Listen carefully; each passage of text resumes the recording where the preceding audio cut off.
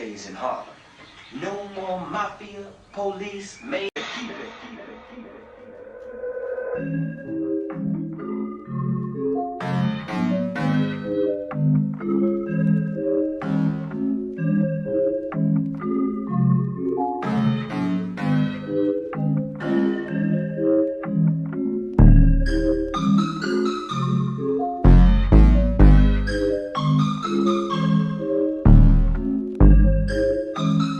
Just you need some gas on.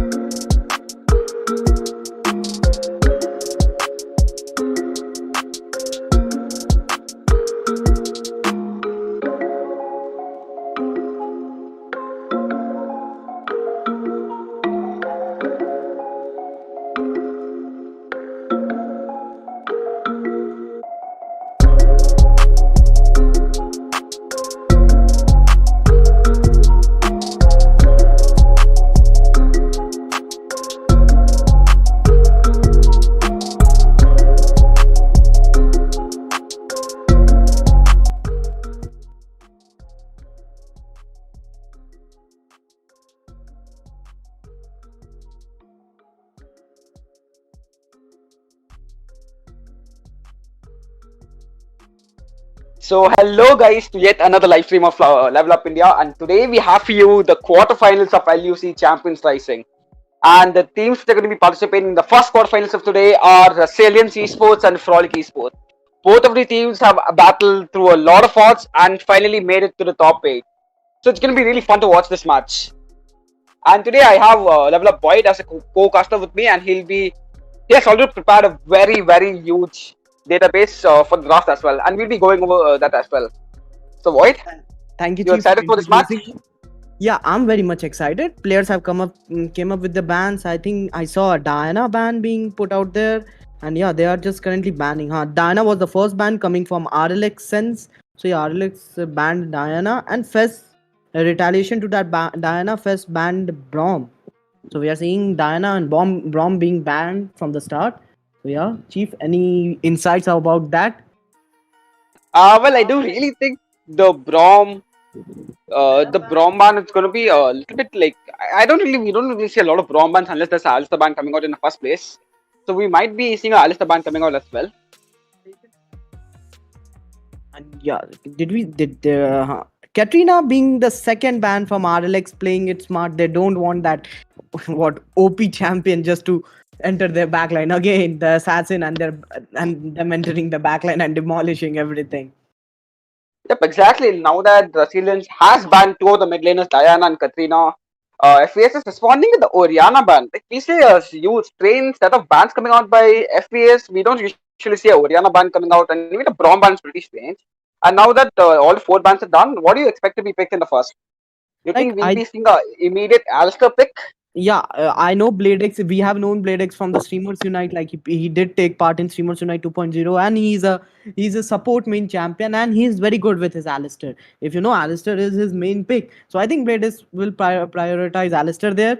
And yeah, XP is a jungler, so I think Frolic is looking to give the priority to jungler. XP is a well means a good jungler. I have played against him when he was. I think he was in Relics 80 or Ragnarok somewhere. So I played against him many times, so I know him personally somewhat. Well, I do feel it's gonna be a Wukong first pick and on the side of FPS because Wukong is tier one jungler and like leaving it open, it's just almost gonna be leading to a Wukong insta pick. Yeah. Wukong in our current books is the tier one jungler. Like Evelyn, Wukong, those early game means if I had to compare between the early game most like Graves has the most early game potential. Like no one wins against Graves in early game jungle. But Wukong with his utility in my books is the best jungler, the king of jungle right now. Yep. And also now that Ramus is here, unfortunately Ramus is not allowed to be picked in the tourney, but I do feel like he's gonna be changing on meta quite a lot.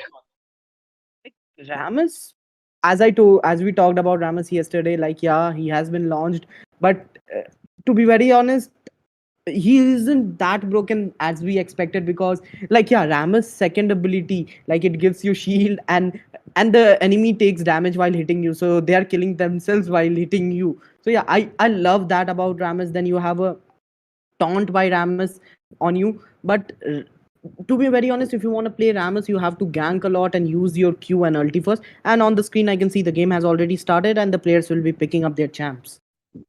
Yes, and we are almost gonna be seeing Alistair. Yes, we see Alistair being picked in the first place by the aliens. We almost expected that, and As we see you Wukong coming predicted, as well. Wukong is the top priority here. Yes. So both of the predictions are being coming right as of now, and we see a Galio being picked. It's gonna be Yeah, a support Galio, or is it gonna be a mid Galio? Because most even I support am Galios don't usually go with barrier. barrier like support Galio.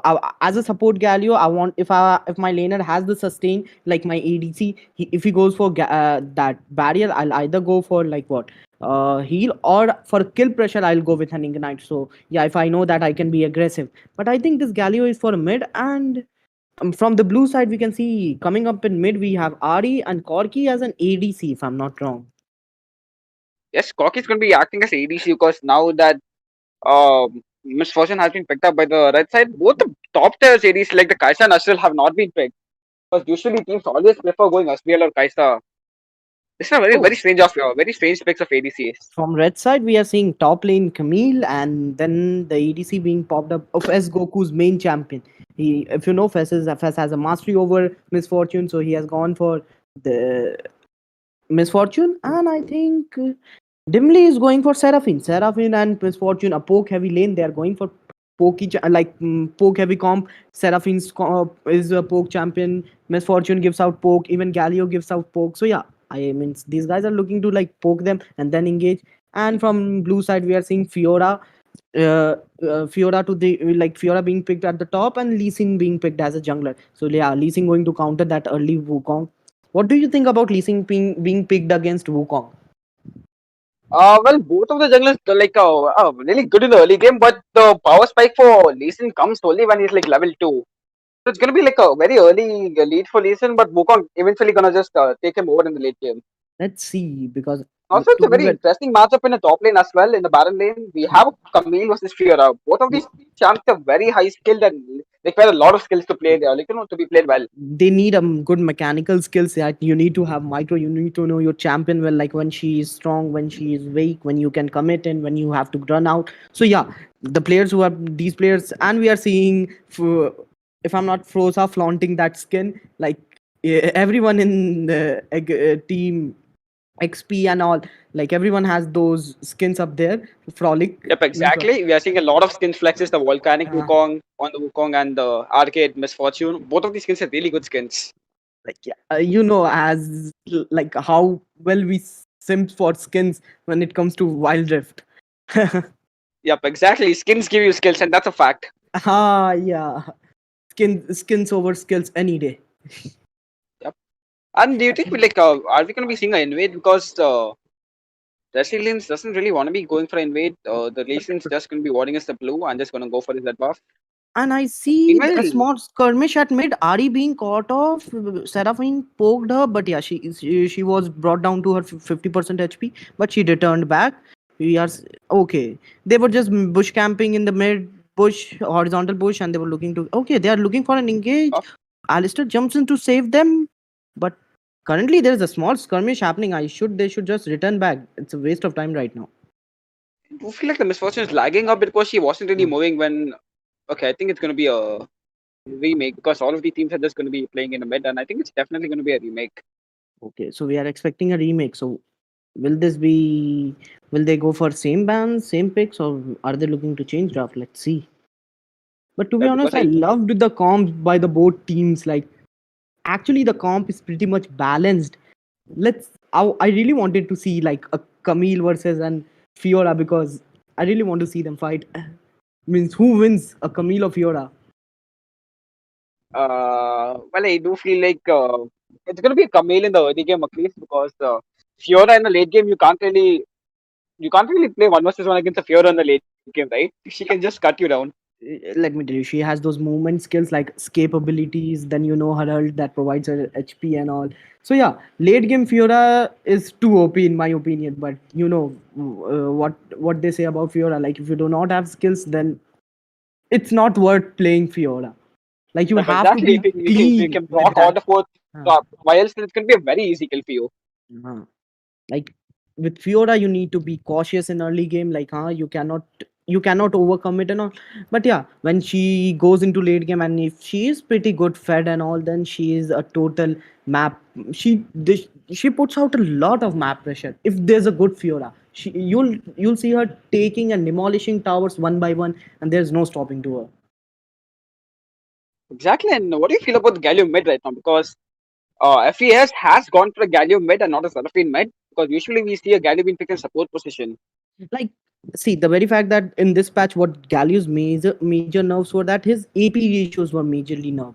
So yeah, Galio being picked at mid, I would suggest Galio is good in like in competitive plays. I'll say in rank you can go Galio mid, but in competitive plays I wouldn't suggest Galio mid. I would rather suggest, see, they'll have much better option with an, even an Akali would have been a good option and all. But the Galio but yeah, as you know, Galio counters every mage type champion. He has that MR, so I think he has that advantage over Ari currently. Exactly. And also, guys, if you're new to the stream, please make sure to subscribe to the channel and also like the stream. We are at 26 likes right now, and it'll be uh, marks if you could get it to 30 likes. Yeah, let's see what happens. Like So yeah, these guys are just busy taking the towers. They are having small skirmishes there, and we see Bleasing being executed by that buff, if I'm not wrong. At Was I? this point, both the teams are just trying to kill the time and just randomly just starting the abilities to Like at hoping four that five minutes, minutes come early. at 4 minutes, they know they'll have that surrender option, and they'll just go for a surrender. I think they'll go with the same picks, but to be honest, if we see the picks on red side and the blue side, we see some scaling like Ari gets a power spike when she gets a charm. So that's, or like if you get her charm on level 2, it depends when you open her charm. But at level 3, Ari actually gets her spike. That's the major spike point where Ari becomes strong. And so yeah, and from red side you can see like Wukong, Seraphine. You know how Seraphine pokes is annoying, like she keeps you poking, and Galio's poke in late game, yeah, it brings out, it is squishy. If you are a squishy champion, it will bring out like what, 40 or 30% of your HP down. So yeah. Yeah, and so that's the reason why Seraphine is banned in most of the Icon series, right? And most of the C combinations, Seraphine is banned. We don't usually see a Seraphine ban coming out in Indian servers, but that's a pretty huge ban coming out in the C servers. I'm just like, yeah, okay, both the teams aren't surrendering. It's 4 minutes. I guess we get an option to surrender at 4 minutes, if I'm not wrong. Surrender option pops up at 5 minutes, so you can't Five really minutes. surrender before Okay. 5 minutes. Okay, my bad, my bad, my bad. So yeah, these guys are just looking to surrender, guys. We'll be getting, so the guys match will be starting soon after this remake. So don't forget to share the stream, like, and subscribe our channel for more content. Gee, what do you think about Alistair versus Seraphine? Like in a support Alistair, the Peel, and Seraphine, the poke champion out there. What do you feel? Was that a good choice against an Alistair, or would a Jana would have been a much more preferable choice? No, see, the point is that if you can play well with a Seraphine and combo, like if your team can follow up on the ulti, then it's just going to be a really huge combo, right? You can actually have a 5-man charm, and if your Fortune lands a perfect ulti, catching all five of them, then that's just going to be just too much damage coming out of that Fortune. And that's nothing really the blue team can do if you get charm, right? All the CC coming out of Seraphine, all the poke coming out of Seraphine, and Fortune just starts for dealing the damage. It's just going to be too much poke to handle. They'll just melt before they can do anything. Yeah, they will. So yeah, the team has surrendered. The blue team surrendered right now, and We'll be remaking this draft and all. So yeah, I'm just waiting for the remake and all, and me being invited. I cannot wait for this match to start. Yep, exactly. Both teams have proved like they're really good teams, and it's going to be a really fun match to watch, right? Because these teams have been like coming at the top of the table, and they're in the top 8 teams right now in the LUC tournament. So These teams have, both these teams are OPly skilled. yeah, means they all played well, and now they're in quarterfinals, just two steps away from reaching those finals. And you know, the top means finalists will be getting a direct invite to play into that an invitational tourney. So yeah. Invitational tourney, and apart from the invitation, apart from a place in invitational tourney, the prize pool for the first thing is also 2.5k. So it's a pretty huge amount as well. So all the teams have actually a lot of good incentive to win the matches and get to the finals and actually win the finals. So guys, we'll be like remaking a lobby and we'll be back with you in another few moments.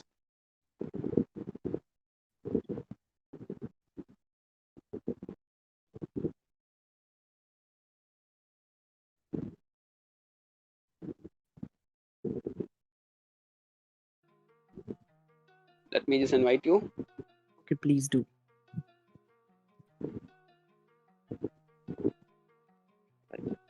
So guys, we are back in lobby, and from our Alex side, it seems that the jungler has some net issues, so he has gone for restarting and all. Let's wait and watch. The game will be starting soon.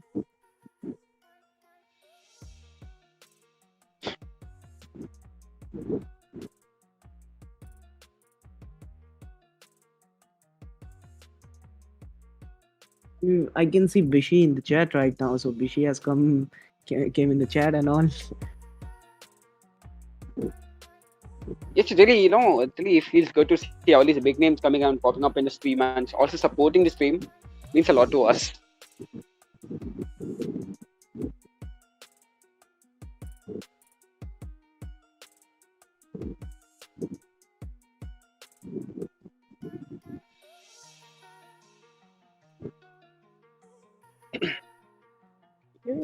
Same picks. And Yeah, both teams, both the captains have agreed on going for the same picks and the same bans as well. so we are basically gonna see. Okay, I'm on the RLX side, and they're just picking up their champs right now. But So it's yeah, going to be really fun to watch this game because after the restarting of the first game, and we also like we saw mind remake coming out the other side. So do you think? I think they might be going in for the invade again. no, the red side was just camping at the horizontal mid bush, and they just saw Ari overextending. So Seraphine went in with a poke. Wukong engaged, and that brought Ari to his her 50% HP. I don't hope like blue team makes the same mistake. If they might get punished, or red team might capitalize on that. Like I'm just hoping they don't do that. And guys, we are one like away from 30 likes, and it would be tremendous if you could get the stream to 30 likes.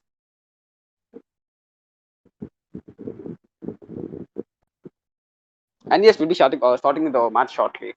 The match has already started. We are just waiting all the champions to land at the rift, and then voila, you'll have a show for yourself. Yes. And Cathode, I do agree with you. Fiora is waifu material, 100%, and Ivy is girlfriend material as well. 100% agree with you. Oh, we have Meek Gaming in the chat also. Bishi, Meek, all the big names popping up here. Thank you for joining the stream, guys. Yes. So yeah, Hopefully, none of the players have any internet issues, and this game is going to be going running on smoothly. we do not see an invade. Red team again bushing at that bushing at the sorry, camping at that bush. My bad. We So all yeah, do stumble upon words, right? Fast at some times. no, I stumble a lot. I have a bad habit.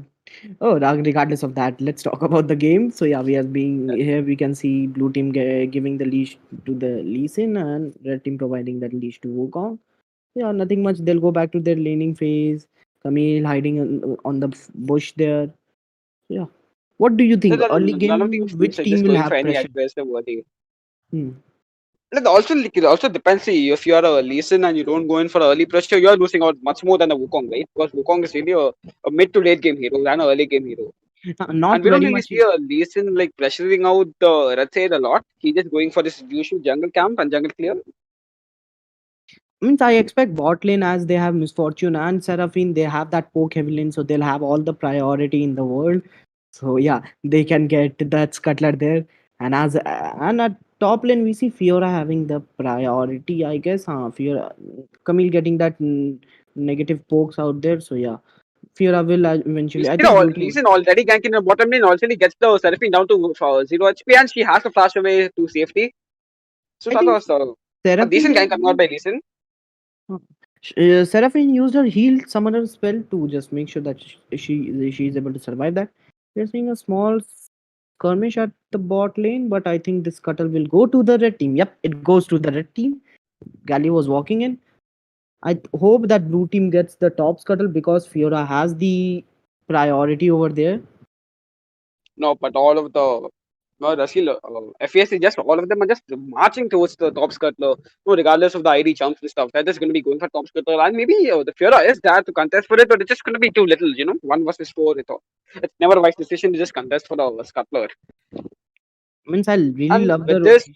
I really like the rotation, the way mid laner the support went and walked with the jungler, and mid also walked into the top to get the top scuttle. Means if you have early vision of the river, you means it's hard to gank you. You'll already have that vision, the river vision, and if you see someone ganking, if except Evelyn, you can see everyone. yes, except everything you can see everyone, yeah. And also like getting double scuttlers in the early game, it's going to be huge for your team, right? All the session which you get on the river, all the movement speed you get for rotating, it's actually pretty huge carrying double scuttlers in the early game. It's, if you get the double scuttlers early game, it's very helpful for your jungler because he's getting that 140 gold or 120 gold. I I'm not guess really one. sure about the goal. I guess it's 140. In the chat, you guys can correct me if I'm wrong, but I guess it's 140 as per my knowledge. You get 140 gold from the scuttler. So yeah, And also, guys, show some love to the stream. And also, if you're supporting another stream, just put up a hashtag RLX or hashtag VS to support your favorite teams. Yeah, we are seeing both the teams are early game. I think we aren't going to see any fights before the break, and yeah, we see usual skirmishes. We see Seraphine roaming bot to mid. She's trying to play that roaming support character. I really love that. Yes, Roman Shepard and already like because of rotation coming out, the Seraphine, the ID has to pop up for barrier. And we see Camille being poked too much by that Fiora. Fiora has the lane pressure right now. And what do you think about Camille's passive? Like, don't you think that gives her so much of an outplay potential? Yep, exactly. You get a MR shield, you get a physical defense shield. Like that's actually like you can counter any laner. You don't really use to any laner. And you see the Camille. Oh, the Fear has to flicker away, and now that the Infernal Dragon top, it's gonna be Lee Sin just starting it right away. Just immediately going in for the Infernal deck and just starting it. Alistair just following up a bit too late. Gorky already with the package. So they are just bursting it down. Where's the Wukong? Wukong is gonna be a bit too late, and Alistair just pushes them away. It's gonna be a really burst down Drake for the Lee Sin. The Corki going in with the package, and she ends up this thing killing the Alistair as well. Let me tell you that Galio's ult was means a bad timing for Galio to put his ult. Second, Alistair did his part. He made sure that Wukong does not enter that Baron pit. So yeah, it's easy for their team to secure that dragon. So yeah, if you are at an objective fight and blue team managed to get that infernal drake, that early damage, early extra damage, it went to them. So yeah, it will be helpful for them at the next drake also. Second of all, they did not lose any towers to that Camille and all. Fiora didn't rotate as Camille also didn't come to the bot. And one thing about objectives, like at Drake, a team should focus on the killing that jungler first, because he's the most threatful champion or guy to you. Like he can steal that jungle, but he can steal that objective. If you kill him, that Drake is yours, in my honest opinion. Drake or any of Well, them. I would say FES played a bit bad because they had a priority because Corki has to go back at 4 minutes to get their package, but they were a little bit too late for contesting for the dragon. The Lee Sin just bursted the dragon down before they could even come for contest for a dragon. And Lee Sin again going in for the kill on the Seraphine, and yes, they are going to be able to get the kill on the Seraphine. I think they're going to go in deep for the kill on the Wukong as well, but Wukong just going to be cloning away. Did you see that Wukong just used a blast cone to run away? Yes, Genius on that's his actually part. that's optimal use of the blast Uh, cones. that was an optimal, like genius on his part. Like when you are pressure in that pressure that you know you are gonna die and somehow survive, and that quick thinking, quick means quick reaction that saves you. This is what you expect out of teams who have experience in customs, scrims, and all. And yes, the Rift Herald goes to the blue side as well. So now that the both I mean, the bottom kill on the Camille, that was a really good ulti prediction by the Corki. And so getting the kill on Camille, that was really well played by her. So I guess which side did get the rift herald? I just missed that. The blue side got the Rift Herald, and but they also end up getting the kill on the Camille in the bottom lane. But like for the Rift, they're just going to be trading the tower for the Rift. A pretty standard I stuff which don't happens to mind do for the that game. giving a tower, because you got and you denied them two objectives. Okay, red team got, okay, blue team got a tower also at bot. So currently, I think the blue team is in the lead because they have Rift Herald for the second rig, so they might just get a second tower. They got a kill on Camille, and their Fiora got a kill on Seraphine at the start. If you remember that small skirmish that happened at top.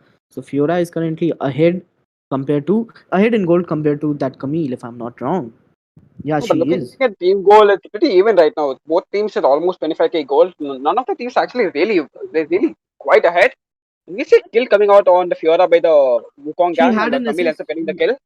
She had an assist with that Wukong. Wukong and Camille managed to kill that Fiora. But yeah, let's see what happens at the second rig, because right now we are only seeing small skirmishes or small 1v1 or 2v1 fights. It's hard to keep track of that. But yeah, I want to see a proper team fight where Alistair jumps in, Wukong tries to engage in a proper chaos on the battlefield. So one champion goes full into that Super Saiyan or Ultra mode and kills everyone. I love that. Well, but the thing is that Blue Team doesn't really have a team fight based comp. They have a Fiora and they have a ID which has to, go in and out of the battlefield, dishing out damage in the early and then just dashing out and just dashing in again after getting a cooldown set in. Now that the Ocean Dragon is going to be up in 30 seconds and both teams are getting towards it, and we see the rift being top to the top lane. We usually see the left wing drop in the mid lane to just get a mid tier 3 tower, but this is something new. Man, this is something strange coming out by FES, dropping the rift in the top lane. They are just bush camping in that tri bush. Will do you think blue team will be caught to that? Well, I do like if the Seraphine lands a good ulti on all three of them, all three of the Lee Sin, the Alistair, and the Fiora, then it's gonna be huge. And I don't think blue team has any area that they are camping down, and they're just gonna be just warding up the dragons and just clearing out the waves before going for any hard engages. Fortune Loving already that. pressing the bottom tower. I'm just loving that how cautious these two teams are. They know that if someone makes a mistake, they are messed up. So yeah, they cannot Yes, initiate. Alistair goes in, knocks in three of them. What the Wukong also goes in, has a nice two-man ulti, a Seraphine ulti, drops in, Gallo ulti drops in as well. Fortune is doing a lot of bit of two damage. Look at the Riley going in, charming the Misfortune, and she's just gonna be dashing away.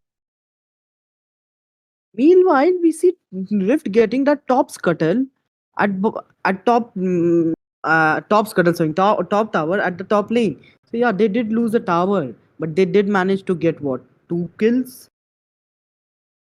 Yes, they are gonna be they have got the two kills, they're also gonna be able to get the Ocean Dragon as well. So that was like losing a top tower for getting a Ocean Dragon is pretty worth it out there. Yeah, but yeah, the red team managed to get 2 kills so out there. So I think this fight was in favor of red team. They get 2 kills. They get a Drake. They did lose a tower, but yeah. No, but fine. And And after winning this fight, they are already ahead with 2K, but that's not really going to be meaning much, at least in this stage of the game. yeah, like uh, they made sure that for at the top lane Fiora has her path open, so now she can lane pressure and all. So let's just see what happens. Now I totally think the red team is totally dependent upon that Fiora's lane pressure. Like she has to make sure that she is pressurizing those lanes so that everyone is following her. So they either they can catch one or two from the red team sides, or they pick off someone.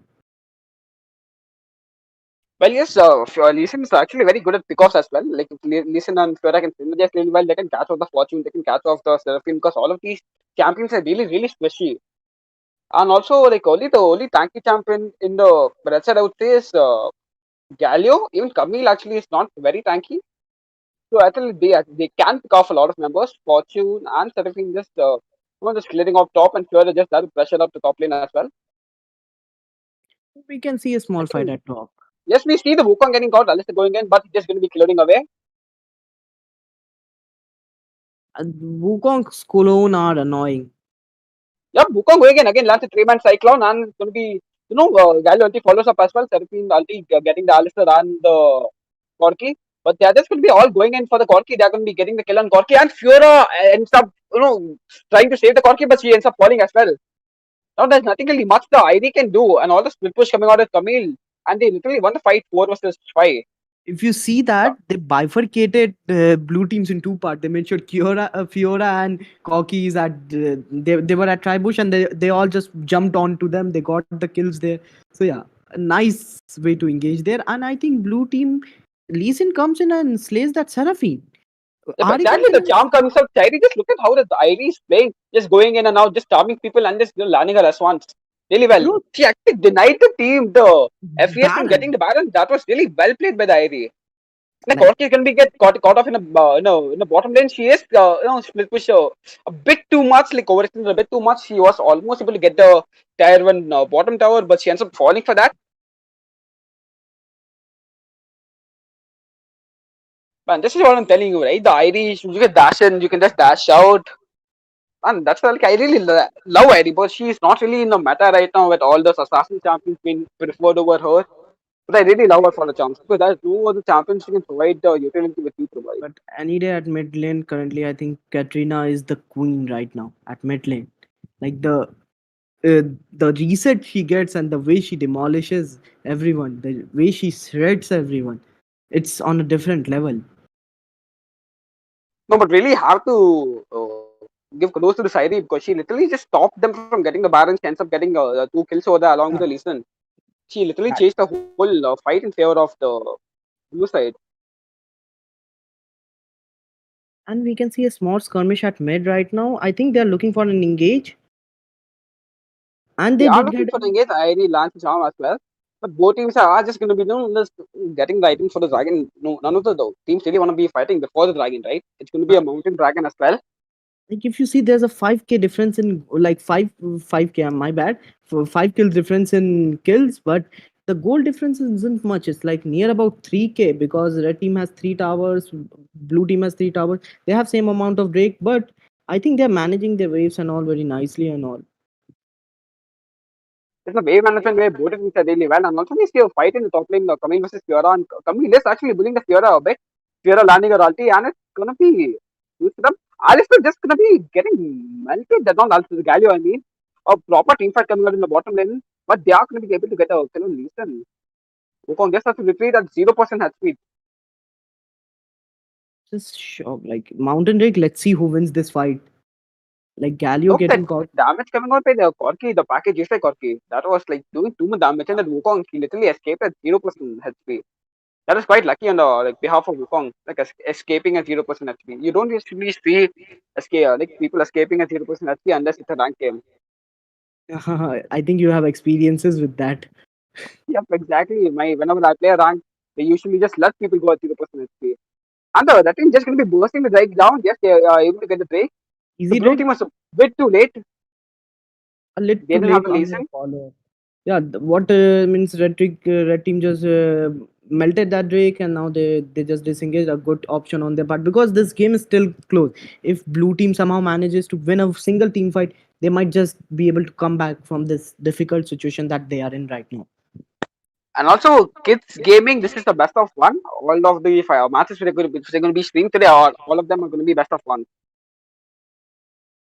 Either way, I'm not seeing Fiora put out that much pressure like what we were expecting out of Fiora. That lane pressure that we have seen many good teams, like in the CS. You see how much pressure does that Fiora does put on a single lane. Like they have to send one or two guys to stop her to get that tower.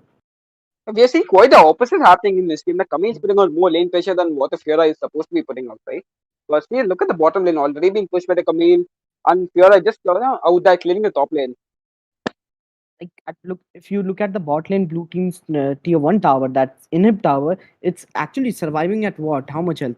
337 health. It's gonna be one shotted.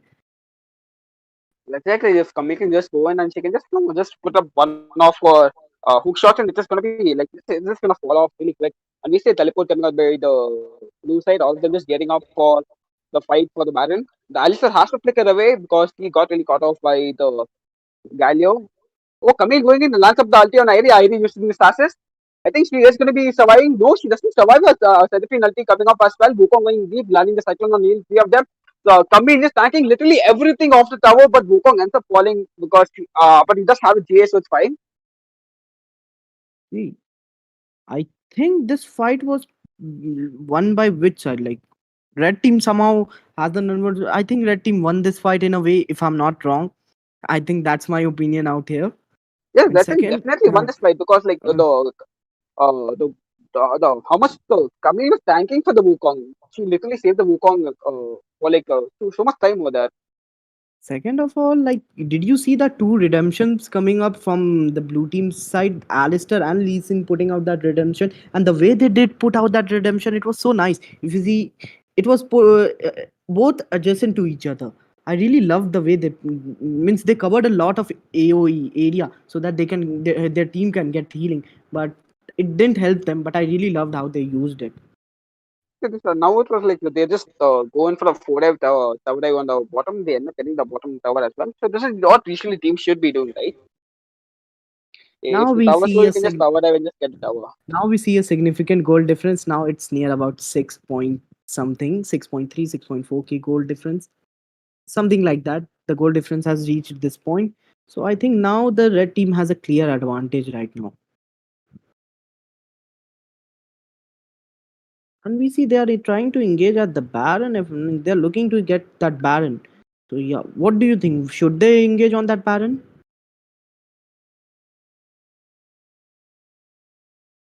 Okay. So yeah, we are seeing a small skirmish. Camille landing that ult on that. Fiora is locked in. I think Fiora will die to that Wukong. Wukong getting kill. Fiora getting that kill on Wukong, and no, sorry, Fiora getting my bad. Wukong getting get that kill on Fiora, and I think Alistair is being caught out there, but Alistair just runs back. Okay, we see Red Team having, and Red Team wins this skirmish out there. They kill the Wukong gets a kill on Fiora, and they get the win here. I think Chief has disconnected or something like that. There has been a net issue with him. And the red team gets a Baron here as they had the number advantage. They poked the blue team. So yeah, they got that Baron. I think they'll push that lane as blue team does not have the tower at the bot lane. Also, they don't have their nip tower. They have the red team has the pressure right now. They look for a 1-3-1 tower. All they just like to run down the mid. Let's see what they do. We see Misfortune getting that red buff at the top, and we are seeing them engage at the Elder Drake. Let's see who to whom this Elder Drake goes to. Okay, red team has already started. Blue team is looking to contest it. Let's see if they Fiora is still at the top lane. Camille also going to that top side. We can see a 4v4, a proper 4v4 here. But red team has returned back and they're just trying to push the mid wave. I think they're looking to get that tower there. They have a fat minion wave coming in. They might just get that tower. Okay, blue team manages to get the tier 2 tower. Wukong engages with his ult. Lee Sin kicks in. Galio jumps in with his ult. We see a redemption being popped off by MF ulting there, and Corki gets a kill on the Wukong. Nice. Corki getting that kill on that Wukong, though the engage was coming from that Wukong, I think, but blue team will lose their tier inhib tower, and they did lose that. And I think they'll just look to retreat back, making sure that Seraphine's ult currently wasted. Like Lee Sin was in, say, his Zonia was in use. So yeah, and red team gets double kill. And anyways, red team gets a triple kill. MF gets a triple kill. Alistair slays Galio there, and look at that Misfortune. She's on a total domination. She gets a quadra there, if I'm not wrong. Yeah, she gets a quadra. Okay, Misfortune with a penta out there. What the actual holy shit.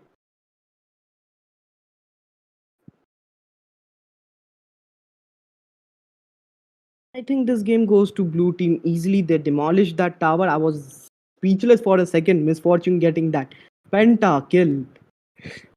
At the end, this game ended with a big bang.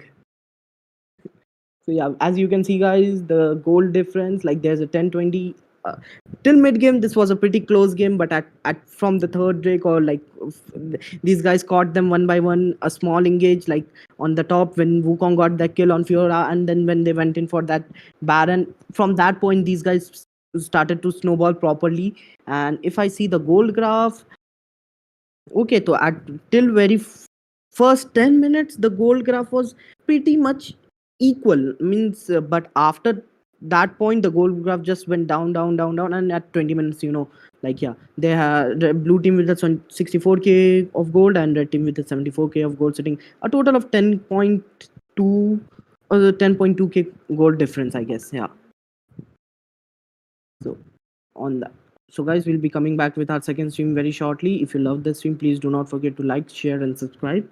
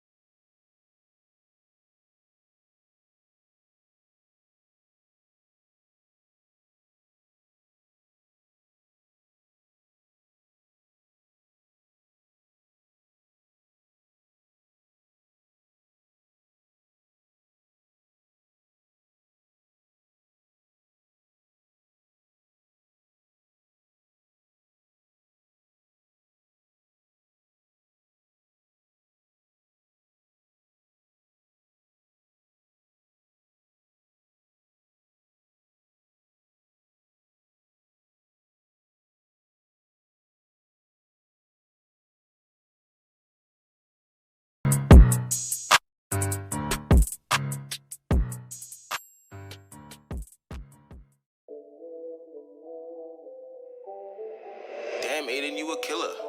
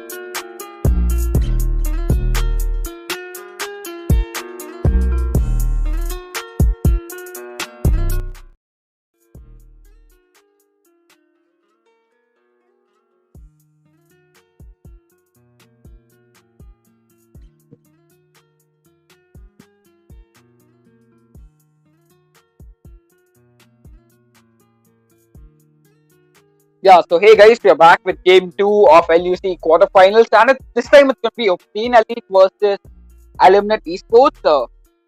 And also, this time we have Dante as my co-caster. Dante is the head coach of CC Esports, and so we are honored to have him over here. Dante? Well, hello to the members, to the people who are watching the stream, and we'll be looking at the match. And we have something really special for you guys, especially for some of the guys who do not want to look at what's happening around the tournament, what are the stats, and all. And we have something very special planned for you guys, so stay tuned. Yes, and also we'll be just starting with the bands now. Yes, you can start with the bands.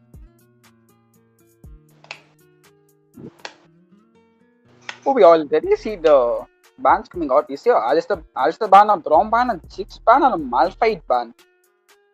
Pretty interesting and pretty quick way both of these teams, pre-deciding the bans. Yup. And I think the most amazing thing about this is that we have always seen these champs getting picked in all the previous games. Like these were the champs that went through the ban hammer and were like likely to be picked more. And now we have all of them banned, and we have every single quote unquote OP pick except for Brom open. Yes, we see Gregor's first pick coming out by the side of OE. Oh, Gregor's first pick, yeah, I do feel like Gregor's first pick is a really good thing because Gregor doesn't really lose lane to anyone in the Baron except for maybe a Fiora. So Gregor's first pick is a pretty useful pick and because you it's a can catch very him in any position. yeah, exactly. It's a very good flex pick. So your first pick, your opponents will never know like where is he going. So which option do we lock in? And we see Camille and Wukong picked. So I guess these champs are like, I'm thinking we are seeing a lot of Camille lately, or aren't we? But we do see a lot of Wukong lately because from what I have known, Wukong is the every team always goes for the priority jungle Wukong pick because they don't usually go for any other pick other than the Wukong or maybe the Lee Sin. Yeah, this is one of the things that I like about Wild Rift that completely separates it from the League PC variant, because in competitive you see Wukong picked as Baron laner a lot and never in jungle in PC, but here it's totally the opposite. You see him picked in jungle so often, and I think I've rarely seen a Baron Wukong pick.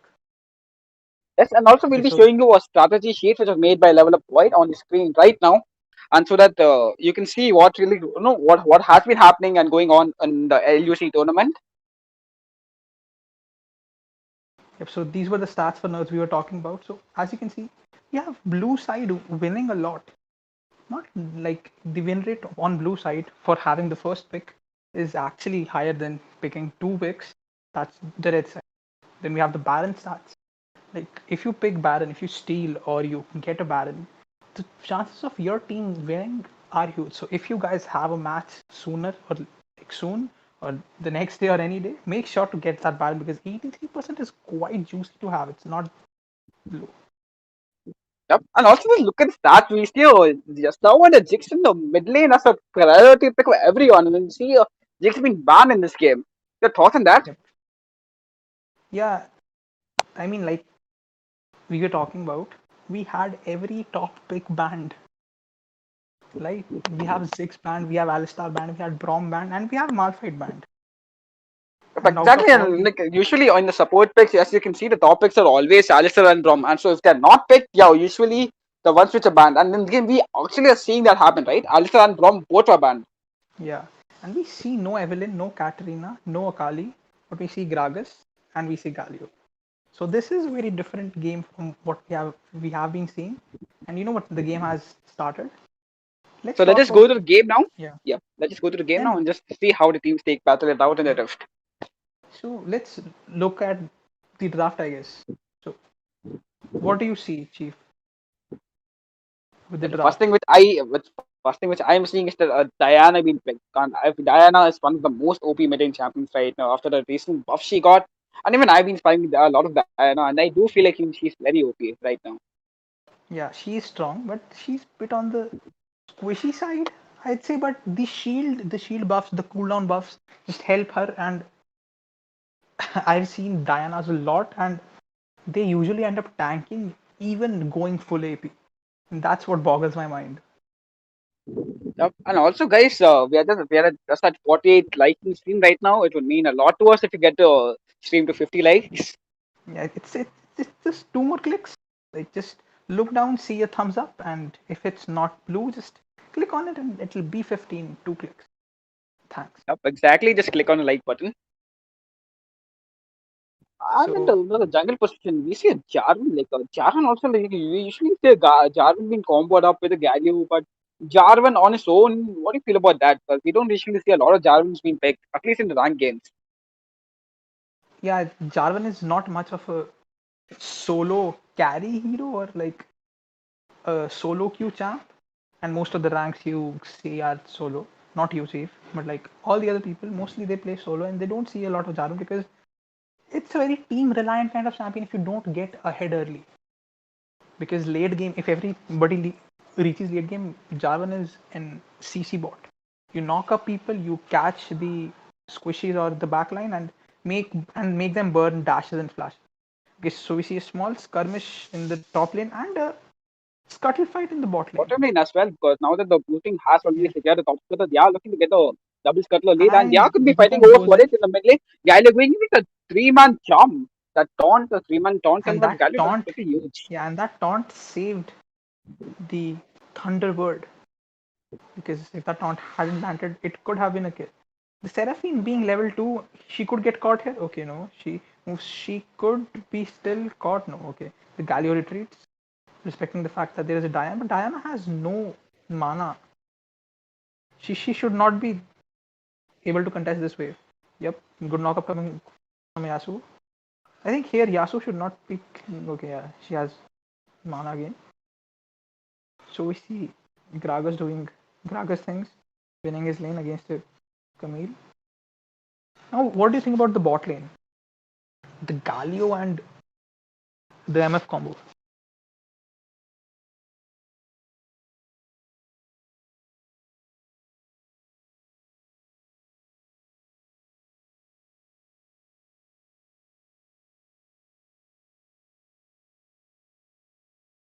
Chief.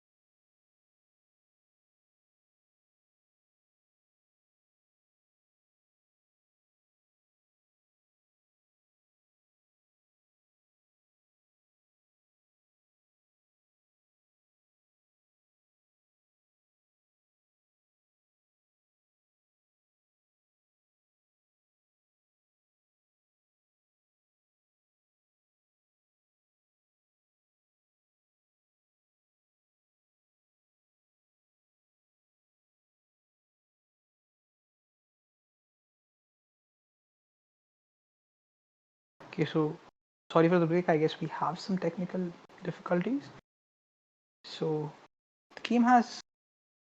Okay, so we are seeing the blue team taking the dragon quite uncontested, but I guess they did not have their Yasuo recall on time, so they could not contest a 4v5. And knowing that the enemies already have a kill and we can't contest. So we see it try to take the mid turret, but they won't even be able to take one plate off of it. And a very good river control established by the blue team here. We see like there are wards on the blue buff side of the red team, 2 wards. We see the river scuttle being taken. So blue side has quite a lot of vision if we see. They know that the jungler is not on blue side and they have the river vision for the top side. So they know that the jungler is mostly in the top side of the map of his jungle. And there he was, he just recalled. A lane swap has happened, and I guess we should be seeing a fight in 20 seconds when the next objective comes in, and that is the oversized Rift Cutler. We see again a small fight going on between the Gragas and the Camille, and Camille taking damage while Gragas keeps on healing from his passive. Okay, so the Wukong has positioned, and there is no ward here. So the blue team, they should know that the Wukong should be there, but there is no ward to spot him out, and Kaisa might get caught if she tries to push the turret in. Okay, she is trying to be cautious, and she spots the MF. But the monkey is still okay. He just decides to not go for the gank and tries to take his Krugs instead. He smited the Krugs. How long is he will have smite for this fight? So we see a ward being placed by the red team, so they will know if the blue team starts. So they don't want to start because the last time when this happened, Yasuo died. So I think they want to re-engage because they have the Galio and the Yasuo combo, so they are very happy for the enemy team to group up and then they go in. Okay, so they are not going in at all. The two ults have been used, a 3-man charm coming out from Seraphine and Frozen Boy trying to use best end. I think that was a misclick because Galio accidentally ulted somebody who was in the backline and there were no enemies around it.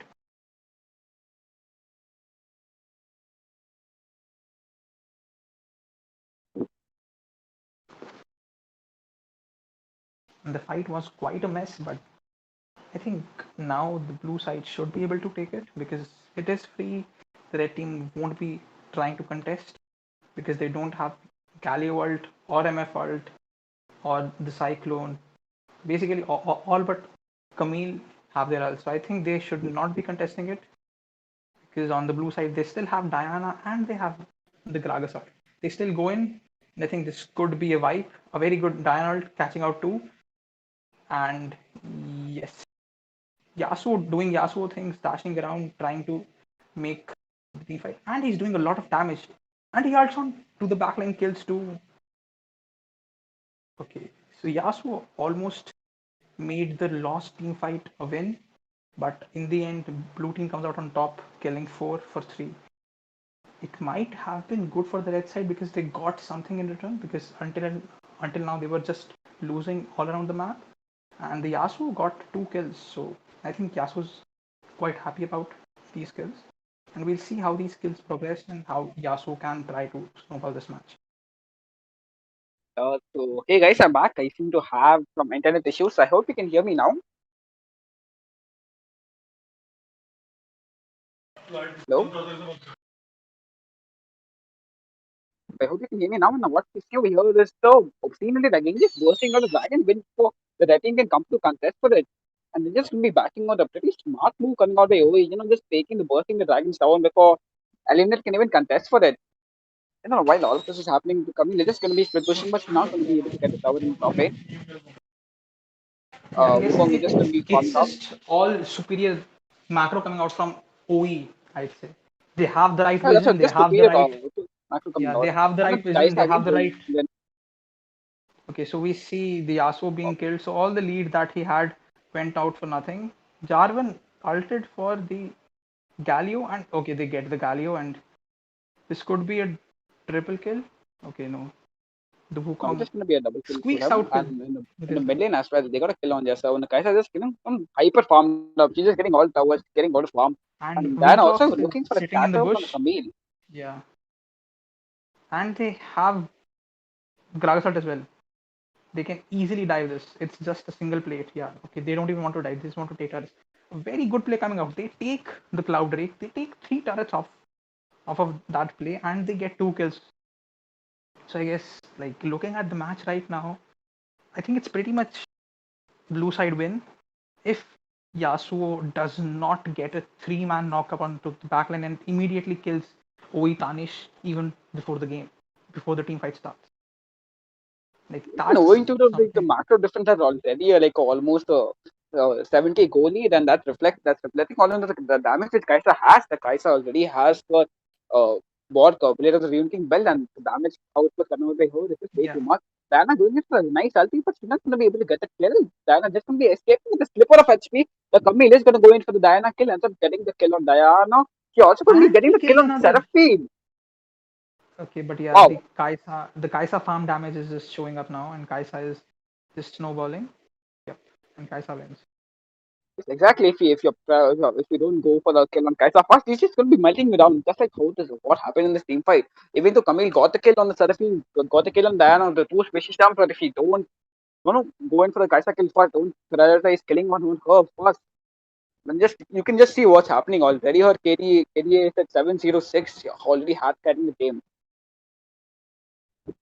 And the biggest part is that the Camille went for the Seraphine and ulted a Seraphine support instead of going for the 706, like you said, the 706 are KDA Kaisa, and well, that paid. That was really bad, and that could have been a miracle team fight for eliminate, but instead it just went being a cash grab for the Kaisa. Actually, that was a really good ulti coming out with Jarvan as well. Landing up two people in the ulti and Gragas already being a bit Okay, overextended over Gragas. there, just Okay, trying to poke out them a bit. But the follow up by yeah, OE is just this could insane. be a Jarvan going into the ulti again, the Seraphine ulti follows up with along with Diane ulti, then up getting the kill on Galio. Wasting like but all the perfect synergy with they have, like combos after combo. Jarvan going in fast, Diana coming in second, and then Seraphine just finishing up with a ulti charm. and that means that the blue side can take the Baron without contest because they don't have their Galio. Even though they burned all three ults just to get one Galio, it was very worth it because Galio was their Very worth only it way of, because yes. yeah. Galio was their only way of, the Wukong goes in, Cyclones, and the Galio comes in, and then the Yasuo combos for a very long, prolonged CC and tries to kill. That's the only way I see Eliminate coming back into this match. But other than that, I feel like, okay, Yasuo is caught again. Four people are coming. Yasuo is dead here for sure. He lost his wind wall. A three-man Galio knockup, but it's not worth it because all of OE are here, and you will just going to get caught for it. And it's a free ocean drake, and they cannot do anything about it. I mean, look at the level difference. The Galio,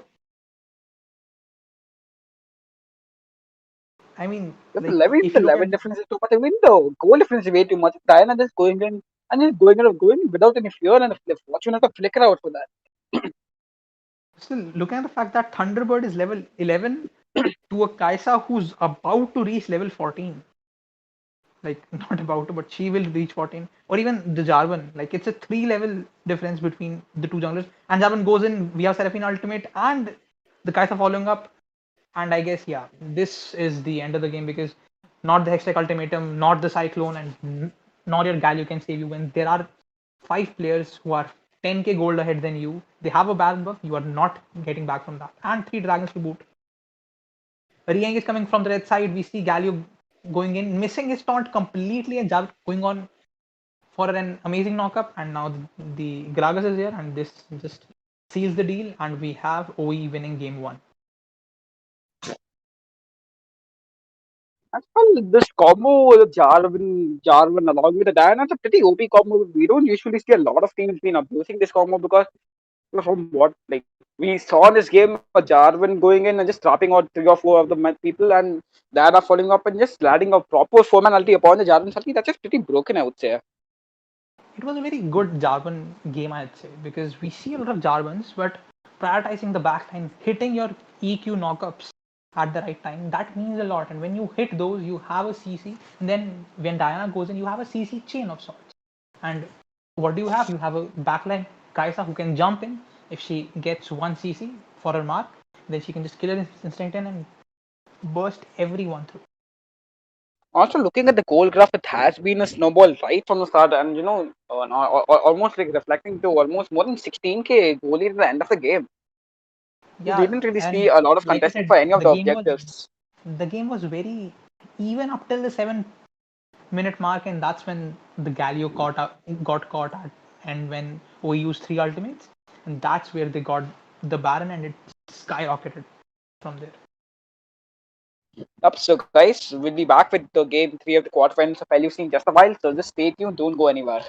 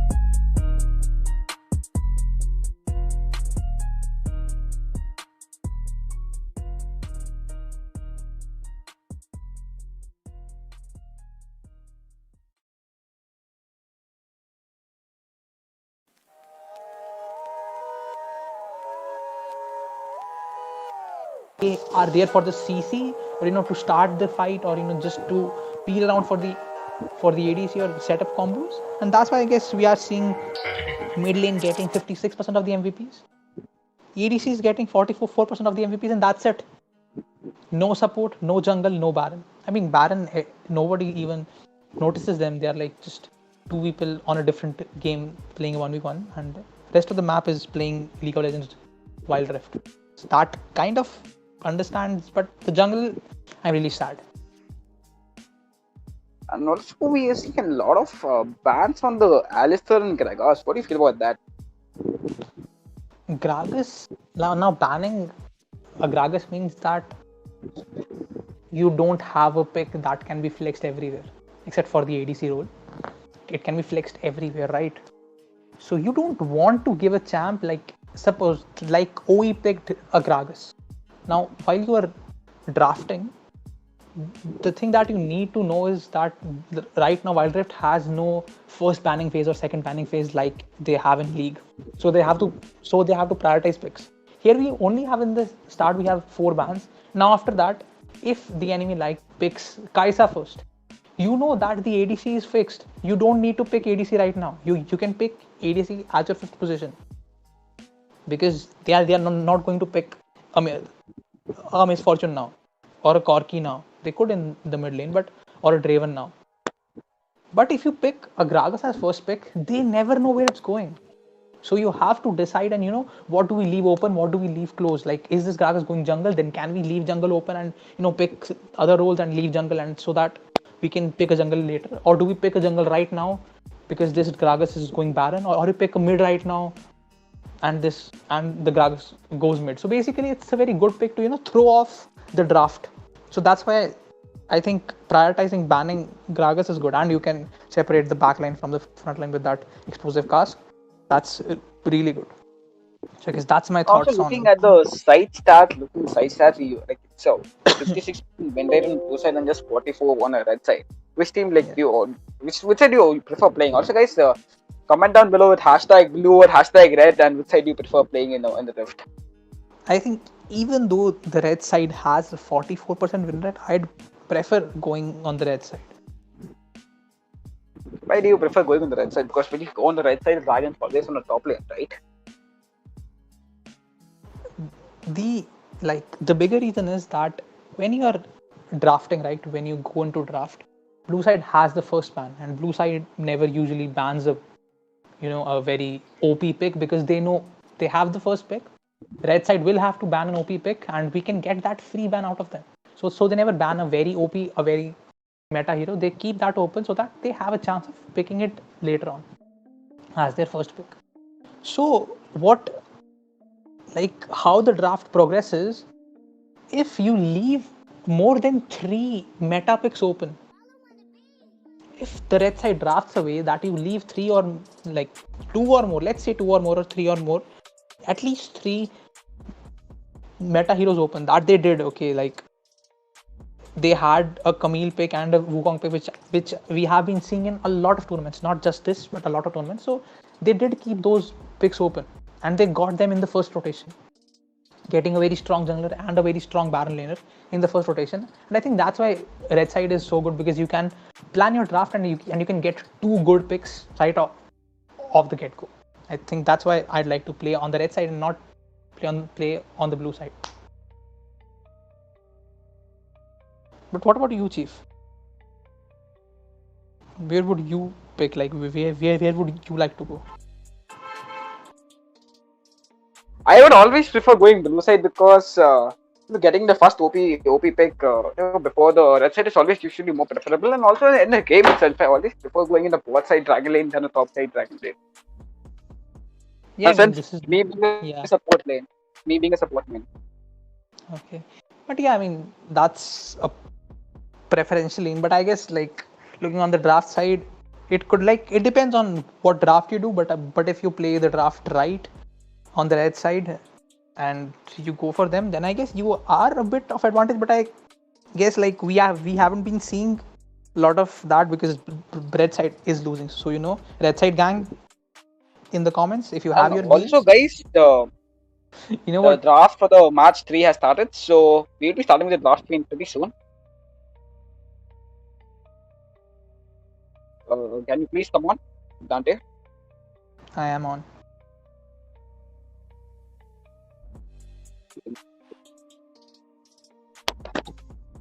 So, Red Side gang, you know what? Stay with me and you know what? Make sure that Red Side gets some wins. And if anybody on the Red Side is listening, make it count. Rise, Yeah, make because that Red Side win rate rise, please. I'm begging. no, but it's always gonna be blue side for me. Hashtag number blue. Hashtag blue in chat. I just have to Yeah, know. we'll see. We'll see if the stats for nerds get us who wins the hashtag battle. But moving forward, we have the teams and the banning should begin soon. Yes, the banning is gonna be beginning soon. Both teams just deciding this on the rules. What's the ban system to ban each side? Yes, perfect. Okay, so till the bans start, we didn't see an Evelyn, Katrina, or a Kali last game. Why is that? Well, I do feel like there are much better junglers than like some better junglers like the Wukong in the meta than the Evelyn. But I actually do prefer playing Evelyn because Evelyn is one of the best junglers in my opinion. But no team Exactly. really wants to be going for the Evelyn because if you just use up a ulti once, you won't be having it for another 100 or 120 seconds, right? So long cooldowns in Evelyn. That's the reason why we don't usually see a lot of Evelyns in competitive. And we see a lot of Evelyn in solo queue. Just the opposite of the Jarvan pick. Just the exact opposite. Because it has the potential to, this solo carry in rank. That's why you don't see a lot of Jarvan and you see a lot of Evelyns. And I guess it's strong. Like the pick is really strong because you have the pick potential. Like if you have an ADC that has no dashes of sorts, something like let's say a Jhin or MF gets picked, you have a very good. But the fact is that comboing an Evelyn with other things are, having that a tanky jungler that can go for the front line, that's and have good CC. I think that is more over an Evelyn. But what about I Katrina? think right now it's more towards the mid meta and the ADC meta, but soon after Rengar and Kha'Zix the year, it's just going to be shifting more towards the jungler meta, right? Because we don't usually really have a lot of assassin junglers in the current patch. Yeah, I mean like after Rengar comes, it's going to be no ADC meta. I don't know about the jungle meta coming, but going to be a no ADC meta because they'll just listen a roar and they're dead. That's it. We usually even in the icon series, we usually see a lot of teams going for a Seraphine in the bottom lane. Do you And think it's going to be slowly shifting towards this meta? the enchanter meta, right? Because enchanters Yep. are the only way you counter things like Braum. Like we saw so much Lux in the PH icon series just because of that reason. They left Braum open and they pick Lux. They like Lux. I think had a 60-70% pick rate. Lux as a support, and like if you That's pick in already rank, we see the first two bans coming out. It's going to be Akali and a Katrina one. okay, Just so like you said. yeah, so basically they just banned the two AP assassins. So yeah, like last game we didn't see a Kali or a Katrina. I guess like these champions, Katrina even more so, they require a lot of practice on them to be good at them, and then after being good, pulling it on a tournament match. I think that's a big thing, and that's why we don't see like we see bans on them if the enemy has like a good 300-400 game. But other than that, we don't see them because they either get banned or they don't get picked because you know like people don't have that much confidence on the hero, I guess, or maybe they just want to pick tanky CC heroes because like this is the only difference between these guys and the heroes that we see getting picked. They don't have any sort of Also, the CC. next set of bans are going to be a Fiora and Braum. Okay, so we Fiora see Braum is a pretty strange ban because Fiora is not really one of the best ban picks right now. Gregors, Darius, and all the other champions are there, right? Gregors, and we Darius, see the and even the lobby. Camille. I think the lobby, yeah. So like after the bans, the lobby should be a draft pick. Yes, unfortunately, it's like it's by the oh yeah, I think it's a blind pick. So I guess we'll be remaking the lobby. in Yeah, case there I'm are any sure of the that team will picks be. there, Yeah, because we should be. And so talking about the bans, I guess they banned two, like they banned three assassins. We get a Fiora ban. I think we haven't seen a Fiora ban in a long time, right? We don't see Fiora getting banned usually. Even versus yeah, a that's team what that, exactly. yeah, even versus a team that had a one trick Fiora on their side, Fiora was not banned. So I think this could be Fiora's first ban. So yeah, Fiora players like, but this is the first Fiora ban, and they banned assassins. So it could be like the team SC might have really good assassin players. And yes, we seeing like look at the assassins being picked. The Diana been picked, even Evelyn been picked on the Evelyn is blue side. okay. Yeah. So so what do you think about them leaving out Galio, leaving out Alistar, leaving out Evelyn, and leaving out Diana? I mean that's bonkers, right? I mean Yep. And just they left four taking out champs on open. Malphite, Yeah. So I mean leaving leaving Malphite open because Malphite's almost insta pick in most of these tourneys. yeah. So yeah, there are some champs that you see getting banned a lot. And then there are some champs that you know what people don't waste their bans on, but they are good enough to get like picked a lot. Something like the Camille. It sees a lot of play, and the Jarvan. It sees a lot of play, but it does not see ban because it's not an OP pick, but at the same time it's very good in a 5-5 situation because you have your team to back you up. Okay, so this lobby will be remaked. So if this stays on the screen, just you know what, watch some nice, like I don't know what happens here, but just watch. We have a Master Yi in the mid lane. Yeah, they're just trying to, you know what, end as fast as possible. Also, guys, now that the lobby is gonna be remake, let us go over the strats.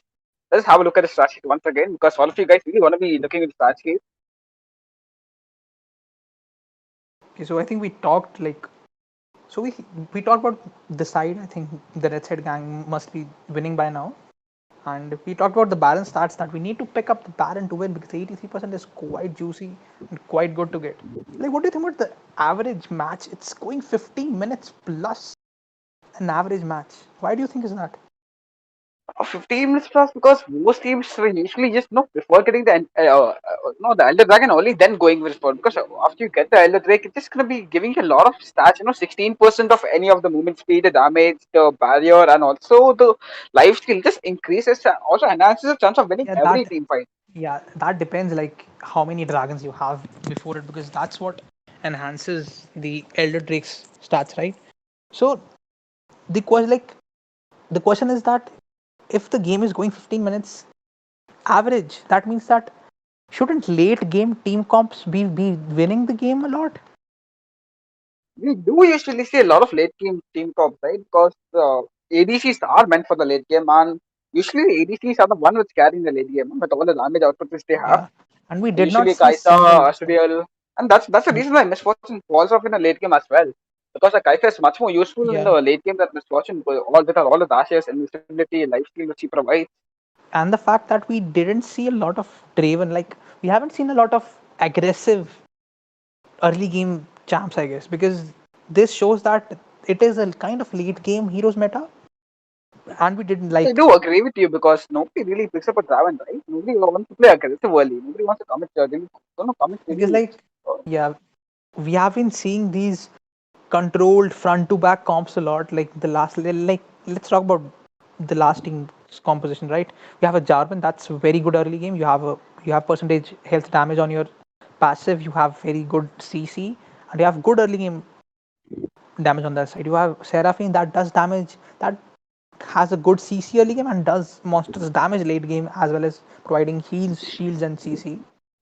Then you had Diana in the mid lane, which I think is busted because she has really good damage both early game, mid game, and late game. I think the only downside Diana has is the mana issues, right? Because you Well, have been then playing a lot of counter Diana. the mana issues, you can just build a lot of ages or maybe just steal your Yeah, jungle's blue buff. I mean, that's what I yeah, would do. but like I'm talking about like before the pre first Drake. That's when she struggles. Like if you don't have your Rod of Ages, and if you get a Rod of Ages before the first strike, that's like the most optimal play for a mid lane Diana. Like that's what I believe. So I think if you're taking notes, late game comps are winning a lot. So maybe when you play in ranked or play a duo queue, trio queue, mind like try picking up some late game champions, because if the game goes long, that means you win automatically. So I We're think also talking looking about at the MVP, but support also. We usually never see support getting MVP for some reason, because there are like some carry supports like Galio, which are worthy of getting MVP, but they don't usually end up getting MVP.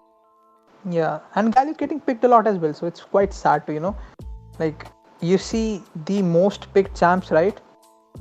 Like the most picked champs, you see Yasuo. Like we saw Yasuo last game, and we saw Ziggspan. We saw But usually all these Alpha's top Bromban. picks, they're either picked up or either they're banned up, because you wouldn't really Yep. want to give up a Yasuo, Jax, the Alistair, the Prom, or Wukong at the Jarvan. Yeah, I think the only things that were open last game were the Darius and the Corki.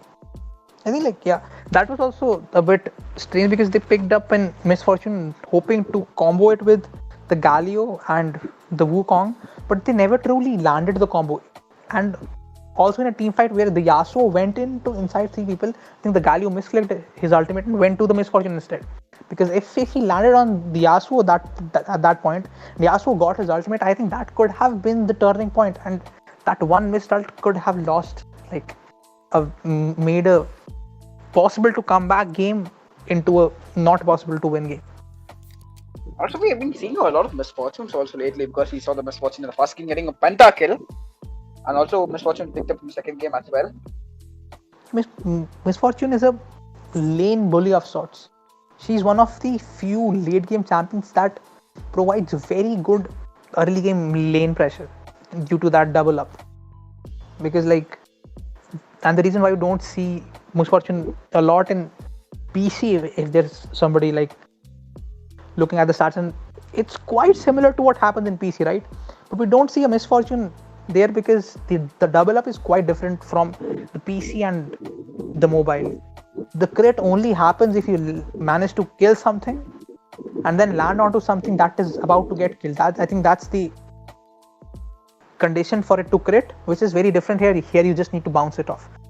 There you need to make sure that the enemy is behind a minion that is about to get killed by the double up, and then it bounces off to the enemy and then it crits. So that's why it's not seen in PC like a lot. I think only NA picks it sometimes, but yeah, you don't see a Misfortune because the lane Exactly. bullying is very hard. Playing on mobile is much easier. The complexity is much less. The mechanics are much simplified for you for playing on a mobile. Yeah. So like I think top bans, I would like to see an Evelyn game today. Just for old time's sakes, because I think Evelyn as a champion is really busted because you have so much damage. You have the execute on your ultimate, and you build the orb mostly first. I think right now because of the orb changes, some people might be going for the Lich Bane first, or we see some of the people building Death Cap as first item. That also happens.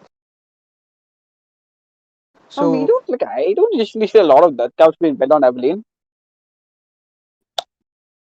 not because as first. Like some people, usually just very few people start with the Death Cap because that just ups your base damage a lot because you get a ton of AP, a ton of AP like 120 flat and 30% if I'm not mistaken. That's the stats for the Rabadon's Death Cap, and that basically increases your damage by a lot because your empowered E crit when you're in stealth, or when you're out of combat, your E gets empowered and that crits, and that crit is increased by that. Then your ultimate crit is increased. So basically, the execute range goes up, the HP of execute range. So so now the new lobby is made. Let's just go ahead with the draft. Let me just invite you. yeah, but I think we have the same bans, if I'm not mistaken. We should be having the same bans, and we should be going on with the draft this time. Yes, let's just go with the draft now. This guy.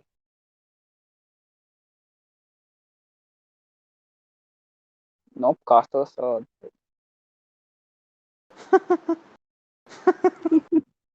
Chief, These guys are just that's trolling for me. you. And now, Yeah. yes, the both teams have agreed for the same spans. And now let us make a hobby and go ahead.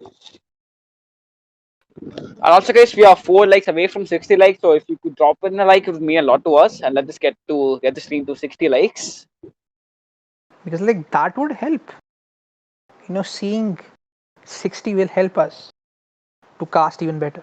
So if you want Yes. us to cast even better, with some more cool like stats and everything. So you know what? Go down and click on the like button. And if you're new, you don't want to miss these kind of matches or the stream nights that happen on this channel, just go down to the right side and you can even subscribe. But first of all, let's hit the 60 like goal ASAP. Yes. Okay, so the bans are remaining the same. We have Katarina, Fiora, Brom, and Akali being banned.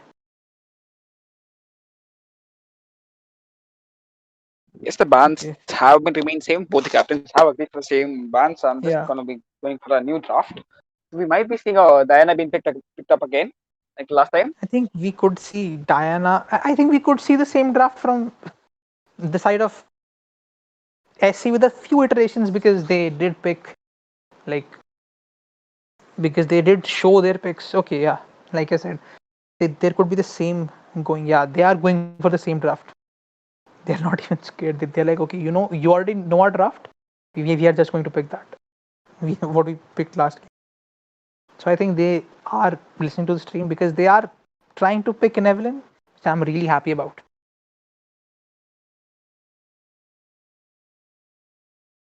Okay, so Chief, what do you think about Leona getting a first pick because you are a support main? Okay, so I think there is a bit of technical glitch and Chief is not here, or he will be soon. So we see Darius getting picked as the first pick. So I don't know, but I think Darius is good, but not a first pick worthy.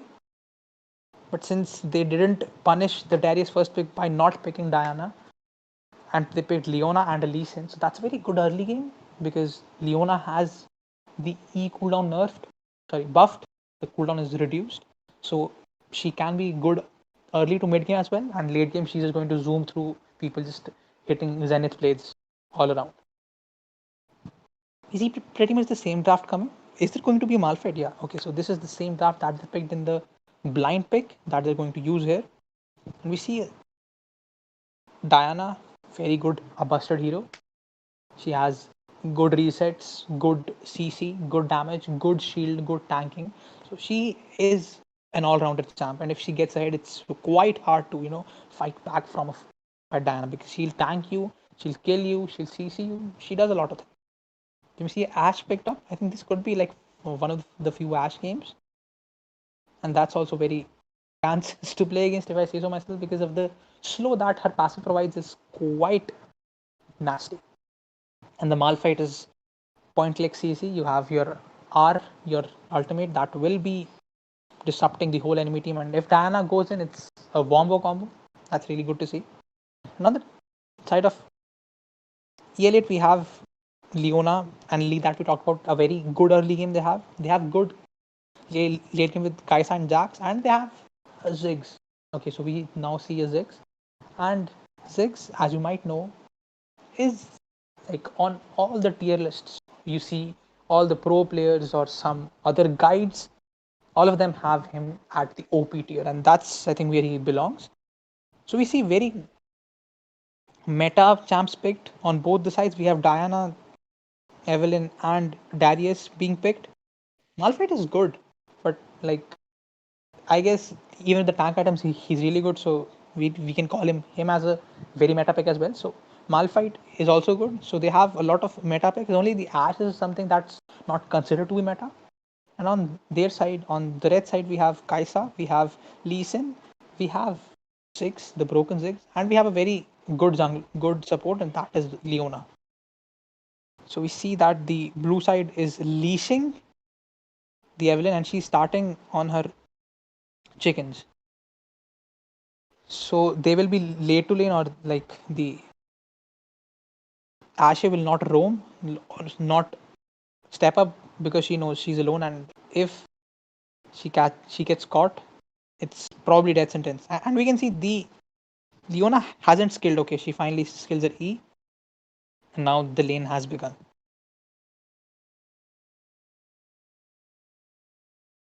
For some reason, the Lee Sin is vibing with the red buff. Now he's going to walk. Okay. The Lee Sin might be lagging here because he walked and he stopped. Is this going to be a second remake lobby? I don't want to. But I think, yeah, the Lee Sin is not. Yeah, he is lagging. He did skill his W. He did buy a longsword, but now he is lagging. So let's hope it's not a remake. It could be very well because like the Evelyn will be level 4 and he's still level 1. Yep, this looks like a remake maybe.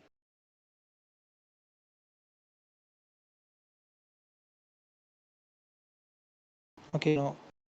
The Lee Sin is still moving. Okay, so the Lee Sin has started his red buff.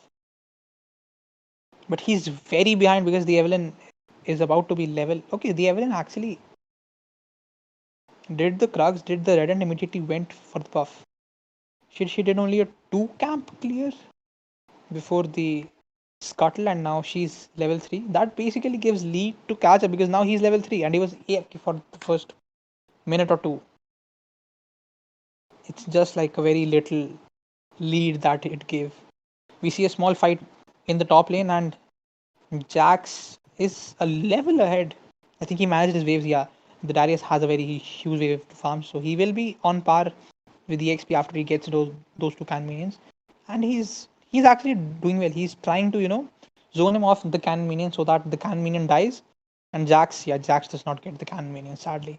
I think he did not even. I think he got the EXP, but he did not get that. Jax jumps in. I think this is a very, what do you say, very aggressive jump, and we see 3 flashes being used, and the honey fruit saves the Jax from the execute.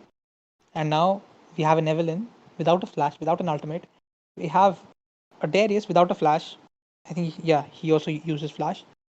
And the dragon will be coming up. Okay, there is time. Their ults will be back. Okay, no, it's coming in 30 seconds. And their ultimates, yep, it's on a 77-second cooldown. So their team should have a very big advantage that the Evelyn ultimate is down. And the ADC can actually play a bit forward. On the red side, we have all the ultimates up, so they are ready for the dragon fight. That's coming up in 8 seconds. They are setting it up. So if I turn the Fog of War on, the red side has a vision only on the Dragon River, on that 1 pixel brush. That blue side will spot out now. While on the blue side, they have a vision on the Tribush, and on the dragon. 2 words being used for some reason. Okay, the red side also placed, and the blue side have started the Drake because they. I have no idea why they did, but I guess they somehow had a 3-man stun coming from, but no follow up. Lee Sin goes in, steals it, and now the red side is collapsing because the blue side have no HP. They were tanking the dragon. They were doing the dragon and delaying it, so they have very low HP. And the Kaisa gets a triple, and it's a ace at 4 minutes 50 seconds. And you can see the gold exploded.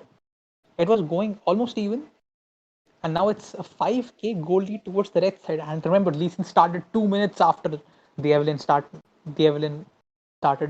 her clearing. So I guess a very good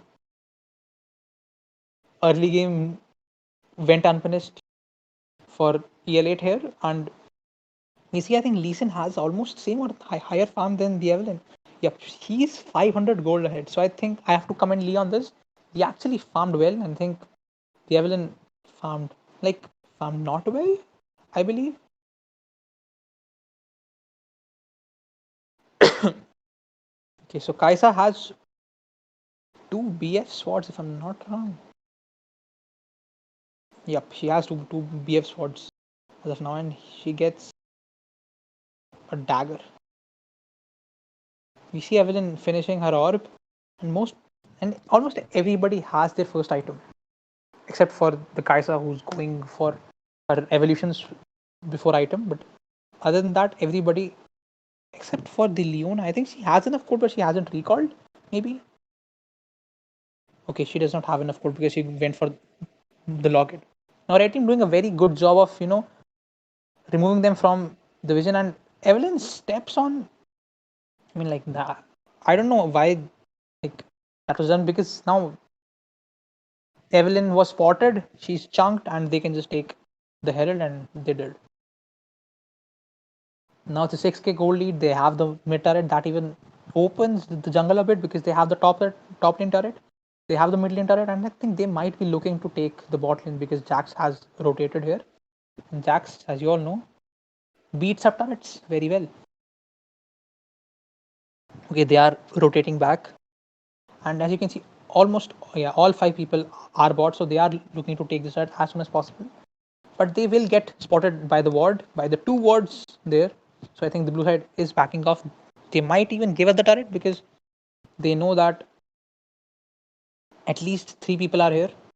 Not about the Ziggs because Ziggs was not spotted, but because Ziggs is not mid, they should be assuming that Ziggs is here, and now they know that Ziggs is here.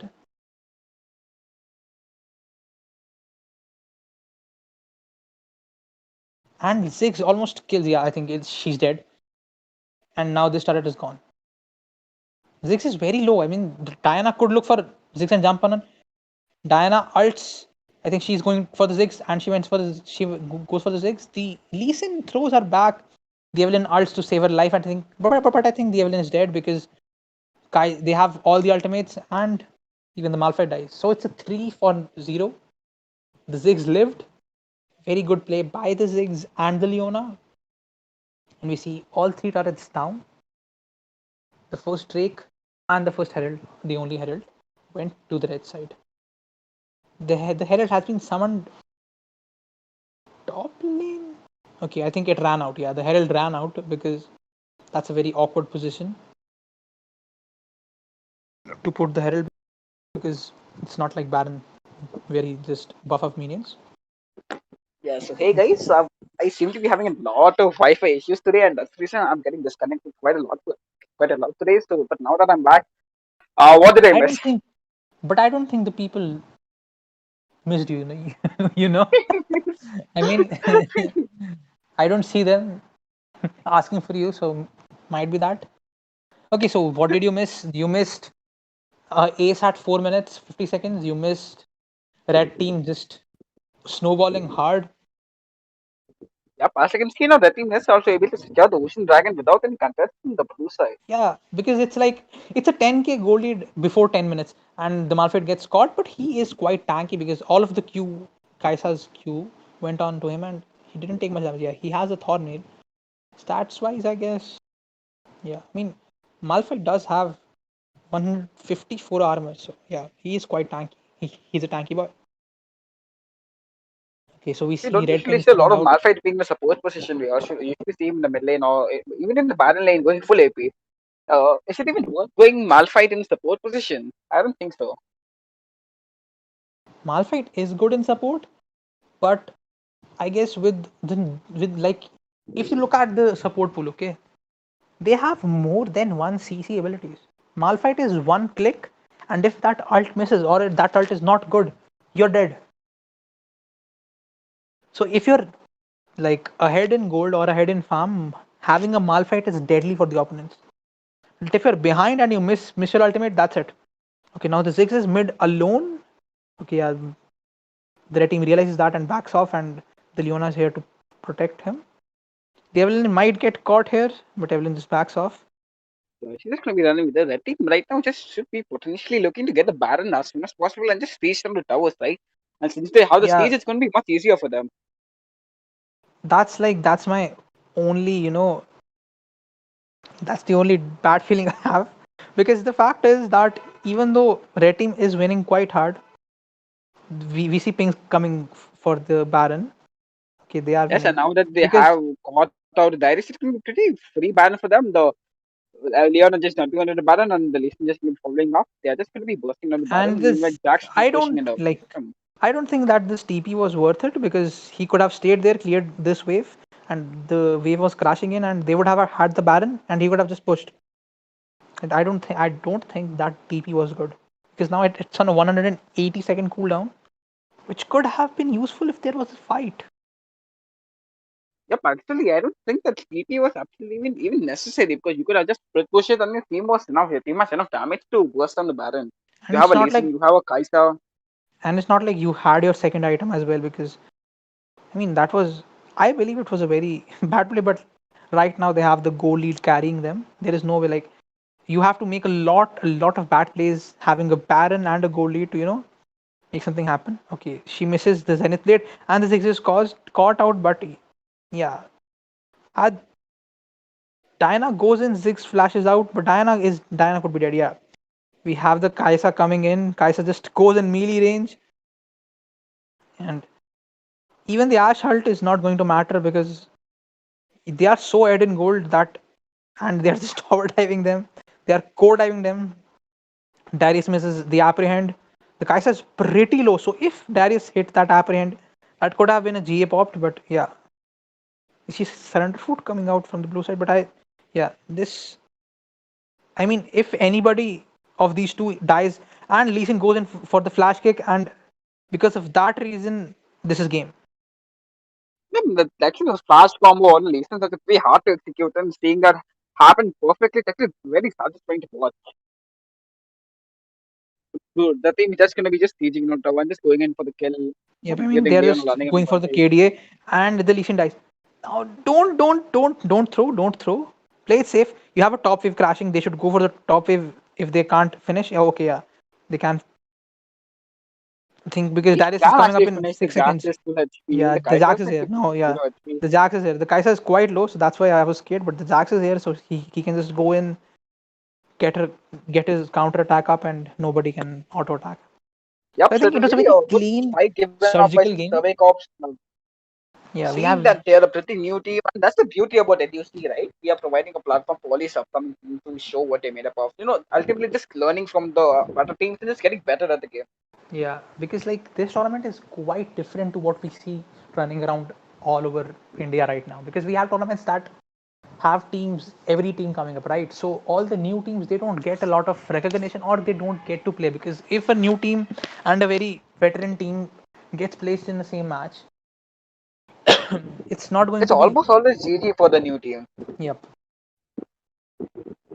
Okay, so this is Uh, quite nice. So the new team, I think they like the brown boots quite a lot because all five of them had one pair of brown boots. They did not upgrade their boots, not even once. yeah, we can just see that, right? For all of them just having the first tier boots, not really going for the stashes, not really going for skill items, not really going for anything at all. Yep. And you can see all But the I'm pretty damage sure these was. teams would have taken the lesson and gonna be getting better in the tourneys because that's the beauty about this game, right? Just go play as a team and just get better at the game. Yep. I mean, the classic Baron, like the perfect Baron play by the Jacks. 0-0-1. He had one kill participation out of 16, but had the most turret damage. That's what you need to do as Jacks. You just need to push. You push, you push, and you win the game. The Leona So playing that's go gonna be it quite nice. for Yeah. Yep. So that's gonna be it for tonight's stream because all the quarterfinals have been over and all three matches were really amazing match. Kudos to both to all the teams which participated on the Yeah. quarterfinals in place. GG's to every person who played today because we saw quite nice plays. We saw a pentacle today. That was nice. We saw good, we saw funny plays. We saw a lot of things. And I think all these players that played today, those who lost or those who won, they'll take something new and they'll learn something new. And that's the objective, we can say, or the beauty, like Chief is saying, of the tournament that everybody is here to learn. These are not like all the top tier teams. These are the people who are looking to be there, who are new and they want to grow. So that's going to be it from us today. So make sure you tune in for the next semi-finals and the final teams, which are going to be streamed on the channel pretty soon. So thanks for all the support, and that's going to be us for. That's going to be it for us now. Take care, stay safe, and always make sure to level up your gameplay. Good night. Yes. Good night.